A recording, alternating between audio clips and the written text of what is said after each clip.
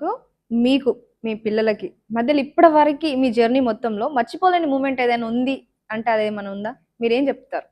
చాలా ఉన్నాయి. ఇప్పుడు అమ్మ ఏంటంటే మా పాప ఉండేది గదా! పడుకోకపోయేది అసలు నైట్ అంతా. తన కూతురు కోసం తను ఆలోచించేది. నా కూతురు పడుకోవట్లేదు. ఎందుకట్లా అల్లరి చేస్తుండు? ఆ చిన్న పాపనే గాని ఆమె నన్నేదన్నట్టు. "ఎందుకమ్మా నువ్వు పడుకోవచ్చు గదా! నా కూతురు పడుకుండట్లేదు. ఆమె ఆరోగ్యం బాగట్లేదు. నువ్వు పడుకో" అనేసి ఆమెకు చెప్పేది. ఆమెకు అర్థం కాకుండా. ఎందుకంటే ఒక తల్లి ప్రేమ నేను నా కూతురు కోసం నేనెంత నిద్రను సాక్రిఫైస్ చేసుకొని ఉన్నా గాని, తను నా కోసం మా పాప నా బిడ్డ పడుకుంటలేదు అన్న ఫీలింగ్‌తోని తను నన్ననేది. తనను గూడా అనేది. చా చాలా సార్లు అట్లా. ఆ ఫీలింగ్ అనిపిచ్చేది. ఏదైనా అంటే ఇప్పుడు నేను మళ్ళీ ప్రెగ్నెన్సీ టైంలో పాప అల్లరి చేసినా గాని, కొన్ని కొన్ని సిట్యుయేషన్‌లో నాకట్లా చాలా హెల్ప్ చేసింది మా అమ్మ.